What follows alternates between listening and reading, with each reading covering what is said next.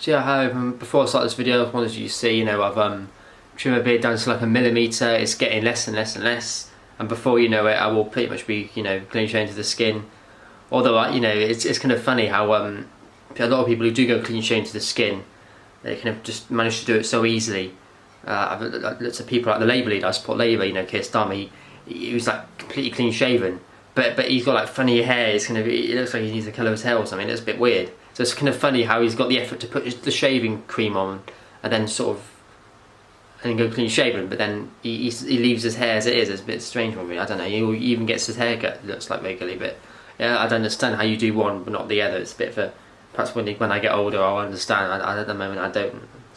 But no, what I wanted to talk about was Swindon. Talk about Swindon. Good old Swindon. I wanted to talk about I wanted to mention how it can be improved. So yeah, I wanted to talk about how Swindon can be improved. One of the ways I feel that it can be is not taking away the underpasses is basically what I'm trying to say. Not taking away the underpasses. Obviously, if you've been in Swindon, it's quite infamous that they're removing Fleming Way now. Fleming Way's gone for 2 years. It shouldn't even take 2 years. They've already demolished a lot of it, and it's probably going to take 2 years. I think it's a little bit strange, really. I don't know why it's taken that long. But they're closing Fleming Way for 2 years to get with the underpass. I don't think they should. I think the underpass is fine. Just refurbish it, revamp it. I don't understand why there's this thing, this bad stereotype, and then they're removing them. But it's ridiculous because they're revamping the ones that lead to the outlet centre under the train station, sort of by Station Road. There's an underpass there. They're revamping that one, and also on Drake's Way, right by Greenbridge, they're revamping that one. They're closing it down for 2 weeks so they can revamp it. But then there's one that I use all the time, which is by Kirby Close, going up to Lawns. I use that all the time. They're shutting that within the next month, so I use that all the time to walk to town, to walk to Lawns, to walk to Coatwater even sometimes. And they're closing it, which I find absolutely baffling. They're putting a 2 crossing there, but I don't understand the logic in that at all. I really don't understand it. So they're doing that, and I just really don't understand the reasoning. And they said the next year, I've emailed them, the next year they're going to move the Coatwater underpasses right by on Marlborough Road and on the end of Queen's Drive by the roundabout there.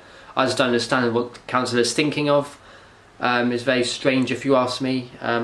Very strange way of looking at it. Why revamp one? Even on Dorking Way, sort of by Morrison's and stuff. There's an underpass there by the school, I think, and then there's a few, I think. And they're revamping those.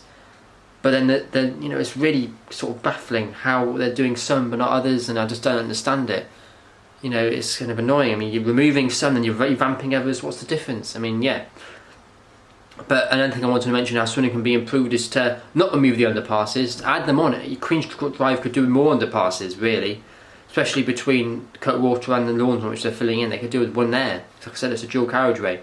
And also, I'd say is they could do more underpasses. They could, there's a footbridge that went over Wyvern Theatre. They got rid of that. I don't understand why they got rid of that. They got rid of the underpass by Drury's Inn that used to be there. I've said this before in another video. They got rid of that one for some reason. That was about 10 years ago. They got rid of the underpass by Drury's Inn. And about 6 years ago, they got rid of the footbridge going over Wyvern Theatre that ironically went to the Swindon Council offices. So it's really bizarre.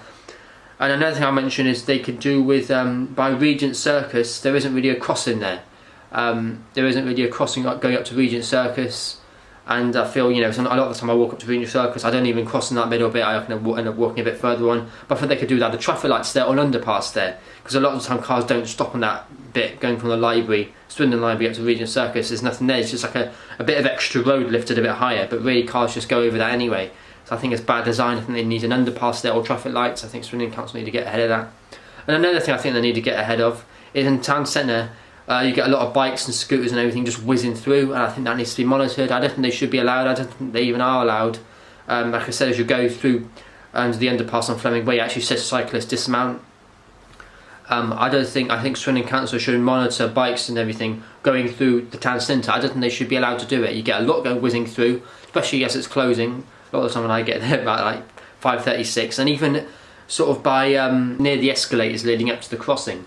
That area, you get a lot of bikes whizzing through from like McDonald's and from the Canal Walk, and I think it's badly monitored. I think the council really need to. I think they need to be hung, drawn, and quartered first for getting rid of the underpasses, getting rid of all the ones they've done like 10 years ago and 6 years ago on Princes Street. and by juries in, and then getting rid of these ones by on Queen's Drive, I think or even on Fleming Way. And I think they need to be monitored, the bikes whizzing through the town centres. I don't think that should be allowed. I don't think it should be. It's dangerous. The amount of times I've gone through the town centres and bikes have been whizzing down, it's dangerous. I don't know how people can do it. I don't know how people can actually get on their bike and go through the town centre. I wouldn't have it in me. I've said this loads of times. I wouldn't have it in me to even walk through with my bike. I don't know how people can do that. Anyway, so that's for another day. But in terms of what Swindon has got, it's got about 20 plus supermarkets. It's got loads of supermarkets. Every English supermarket, it's got 20 plus supermarkets. It's got 72 primary schools, 21 secondary schools, 2 colleges. It's got about 50, 60 boroughs. So all these reasons why I thought Swindon should be a city. It's got about 10 dual carriageways. Like I said, all these reasons are why I think Swindon should be a city. And I think it's deserved. I don't think it's a matter of time. Like I said, the Platinum Jubilee, the Swindon Council are actually putting forward plans for it to be a city. So yeah, I'm sort of linked in why it should be a city with why it needs to be improved. So why it needs to be improved is to not fill in the underpasses. Really need to add them on, or add on footbridges, especially with the amount of dual carriageways in Swindon.